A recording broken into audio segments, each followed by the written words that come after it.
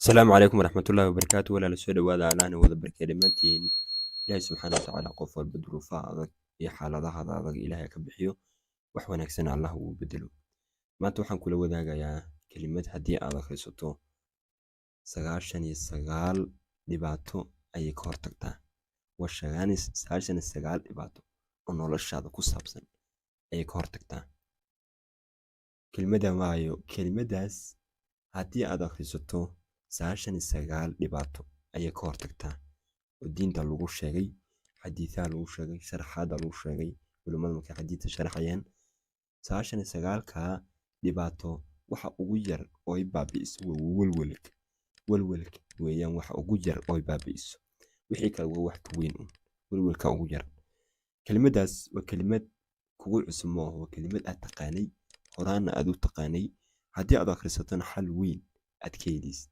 qisooyin aan kasoo diyaariyeyna waan ku hayaa ayagana waan isla arkaynaa kelimadaas waxaa laga yaabaa inaad in badan isweydiiso laakiin kelimadu waa laa xawla walaa quwata illaa billaah ama waxaa loo yaqaano xawqala laa xawla walaa quwata illaa billaah nabi sal ly slam wuxuu ku tilmaamay kunzu min kunuusi ljanna nabi sal ly slam wuxuu yidhi waa kayd ka mida kaydadka janna nabi sal ly slam wuxuu yidhi ma idin tusaa kelimad haddii aad akhrisataan jannada aad ku beeran kartaan jannadu waxaa weeyaan waa wax cara jilicsan waa wax dhirkeedu jilicsan yahay oo la beeran karo kelimada keliya aad beerayso haddii aad idin tuso waa kelimada laa xawla walaa quwata illaa billaah kunzu min kunuuzi ljanna ayuu rasuulka sal ly slam waa kayd ka mida kaydadka jannada ayuu ku tilmaamay rasuulka sala allahu caleyhi wasalam marka qof walba waxaan kula talinayaa kelimadan walwal badan murug badan shaqo la'aan dhibaato adag xaalad adag baa kula soo deystay meel kale ha u cararin ilaahay subxaana watacaala xaggiisa u carar laba ragcadood sunno tuko xawqalo badan akhri wallaahi waa waxaan tijaabiyey wallaahi waxaan iska kaa dhaaya ma oo waa waxaan tijaabiyey oon arkay nabi sal ly slamna noo sheegay dhibaato walbo iyo murug walba inay ka hortagto iyo dhibaatooyinka ad adag xitaa way furfurtaa kelimadan waa kelimad aad iyo aad cajaayib u ah nabi sal ly slam saxaabi ayaa u yimaaday markaasuu ku yidhi nabi allow wiilkaygii waxaa haysata gaaladii oo xirxiratay maxaan sameeyaa nabi sal ly slam wuxuu ku yidhi kelimada laa xawla walaa quwata illaa billaah aad u badi kelimada haddaa aad badiso ilaahi subxaana watacaala faraj buu kuu furayaa oo wiilka ilaahi uu kaaga soo deynaya gaalada saxaabigii siduu sameeyey oo wuxuu akhriyey laa xawla walaa quwata illaa billaah isagoo carabkiisa ku badiyey akhriskeeda kadib ilaahi subxaana watacaala wiilkii buu u soo daayey oo gaaladii uu ka soo daayey xitaa wiilkii bas ma aho isagoo xoolo wato oo qanimo wato ayuu ka soo laabtay meeshii oo ilaahi subxaana watacaala soo qaaday habeen madow ayaa la soo qaaday oo ay jijiifaan cudowgii oo cudowgiina u xirxirinaya ogow kelimad cajaa'iba weeyaan kelimada laa xawla walaa quwata illaa billaah imaamu shaafici wuxuu ku tilmaamay kelimadan qofkii akhristo dhibaato walba oo adduunka la soo daristo xalkeeda buu haystaa ayuu imaamu shaafici ku tilmaamay kelimad la heli kara ma oo dunida idil hadday isku yimaadaan way akhristaan oo kurbooyin iyo dhibaatooyin la soo daristo kelimadan way ku filanta ogow waa kelimad ilaahay subxaana watacaala ayaad u qoraysaa awooddiisa u qoraysaa quwaddiisa laa xawla xeelad malihi walaa quwata quwadna malihi ilaa billaahi alcaliyi alcadiim allihii iga sareeyey oo weynaa ayay u sugnaatay xeelad iyo quwad waxaa weeyaan waxba ma awoodo waxba ma qabsan karo ilaahay unba wax i qaban kara waxna ii awoodo kelimadan macnaheedu waa sidaas marka walaalayaal kelimadan waa kelimad cajiib ah war haddaad murug badan la soo daristo faamilkii baa isku dhacdeen ninkaada baa isku dhacdeen dhibaata yaa kula soo daristay wax adag baa kula soo daristay deen baa lagu qabsaday wax baa lagu dhaha degdeg ku keen aadahayn dhibaato badan baad murug badan baad dareentay kelimada laa xawla walaa quwata illaa billaah badi maalin idin haddaad si fiican u akhriso oo aad af ka qaadin habeenkeedana akhriso xalkeeda wada helaysaa maaja aad dhibaatada ka haysato xalkeeda wada helaysaa kelimadan kelimad la deyn kara ma oo waa kelimad cajiib ah qisooyinka laga soo diyaariyey aynu kaaga waramo 3 qiso oo ku saabsan laa xawla walaa quwata illaa billaah qisada koowaad waxay ku dhacday gabadhan waxay ahayd gabar xaas ah oo reer degan waxay lahayd meelaha 7 ilmood oo carruur ay lahayd. Waxay ahayd gabar noloshu u kala kacsan tahay oo aad iyo aad u fiican, nolol wanaagsan iyo reer wanaagsan iyo dhaqan wanaagsanna ay haysato ayay ahayd. Maalin maalmaha ka mid ah ayaa waxay isku dhaceen zawjkeedii. Zawjkeedii markay isku dhaceen ayaa xaaladii gabadha ku adkaatay. meel kaleeto ma eedin, xawqaladii ayay bilowday. ilaahay subxaana wa tacaala bay tala saartay, xawqaladii bay bilowday. xawqaladii bay aad u akhrisay. ilaahay waxay tiri kurbada ii haysato waad garanaysaa, ninkayga iyo aniga inaan isku dhacno, khilaaf adagna dhex yaalo. heer waxaa la gaarayba khilaafkaas 7 ilmood iyo guriga uu ku burburo. guriga idil ayaa ku burburaya khilaafka i yimaaday labadan qof oo isqaba dhexdood ka yimaaday. kadib gabadhii xaqeeda ninkeeda ay ku lahaydna way gudanaysay oo dee may caroonina, reerkooda iyo dadkooda may tegin, laakiin xawqaladii bay hoosta ka akhrinaysaa. xawqaladii bay aad u akhrisay. xawqaladii bay akhrisay.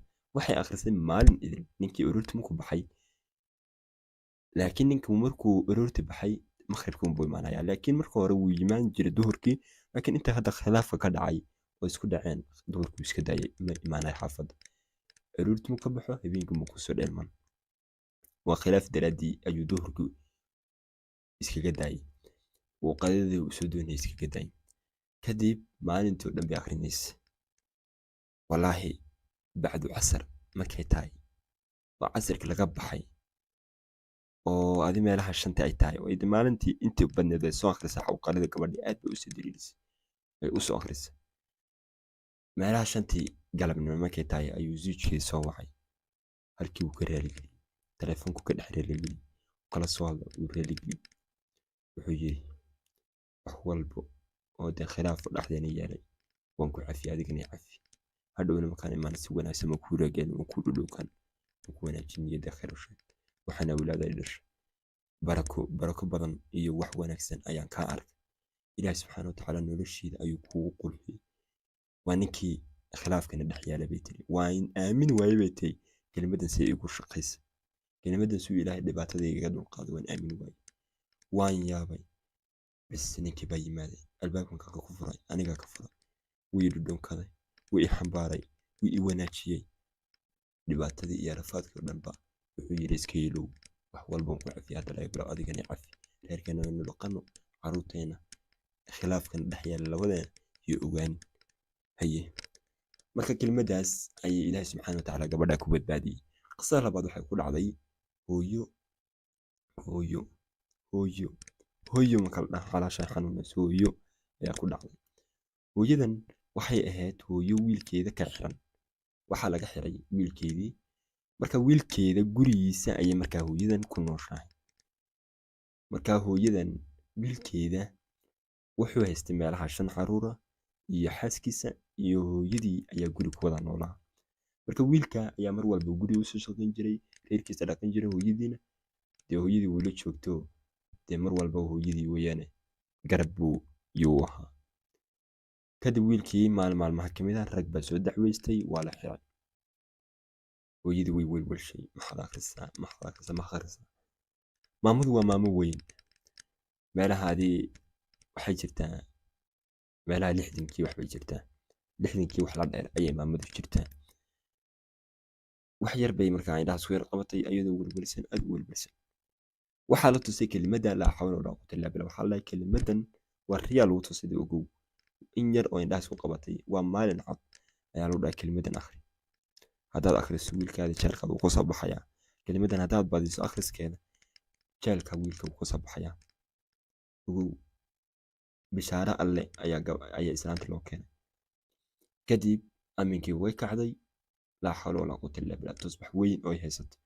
dee wadaadooyinka dumarku iyo dee duqeyda markay u weynaadaan inta badan tusbaxyaal waaweyn baa haystaanoo guri u yaalo ku wardiyaano inta badan waxay hadda ku mashquulaan malaha, maadaama adduunkooda hore u samaystaan. wix hadda ka dambeeyo wardiyay aad u badiyaan. kadib tusbax weyn bay soo qaadatay, xawqaladii bay aad u akhrisay. tusbaxa weyn halkii mar oy rogto waa 1,000. halkii mar oy rogto waa 1,000. halkii mar oy akhriso waa 1,000. tusbaxii ayay dhowr jeer ama meelaha 5 jeer 6 jeer ayay rogtay oo yacni akhrisay baa laga wadaayo oo aad iyo aad u akhrisay. laa xawla walaa quwwata illaa billah ayay ku celcelinayso. wallaahi war farxad leh ayaa ka soo yaray. waxaa tagtay islaantii guriga lahayd ayadoo zawjkeeda u qaadayso cunto oo ay eeday jeelkii. jeelkii markay saa u gashay ayaa waxaa lagu yidhi wiilkii waxaa loo soo qaaday maxkamadda oo wiilkii kiiskiisii waa la soo xaliyey. marka hadda mar dhow waa lasii daynaya askartii marka waxay dhaheen iyo dembibaarayaashu waxay dhaheen wiilkan dembi ma laha waa lasii daynayaa. marka hadda maxkamadda wax yar tiri annaga wax yar baareen ha yimaado xaggaasu jiraa. marka kelimadan ayuu ilaahi subxaana watacaala wiilka kuu soo daayay. laa xawla walaa quwwata illaa billah ayuu ilaahi kuu soo daayay wiilkii.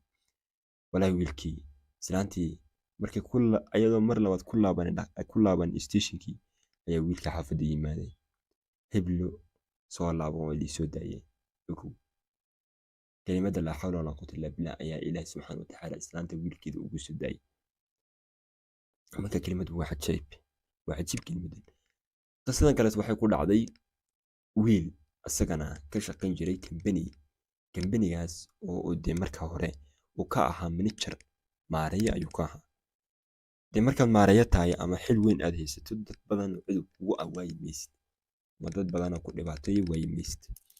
wiilkan markaa dadkii dhan way iska dhex arkeen waxay damceen inay xilka kala waraagaan. dad badan baa damceen inay xilka kala waraagaan sidii ay meeshan uga burin lahaayeen falkeeda inay galaan.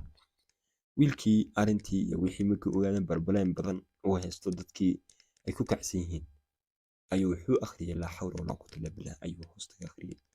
laa xawla walaa quwwata illaa billah buu quudaa dhigtay. mar walba uu xafiiskiisa fadhiyo, mar walba uu xafiis ku soo socdo, mar walba uu xafiis ka rabaxo, markasta uu guriga joogo habeen iyo maalinba laa xawla walaa quwwata illaa billah afkiisa kama qaado. wallaahi iska badaa shaqo laga qaadee iyo manajarnimo iyo maamule laga qaaday iska badaaye xitaa dadkii dhibaateynayay way raaligeliyeen.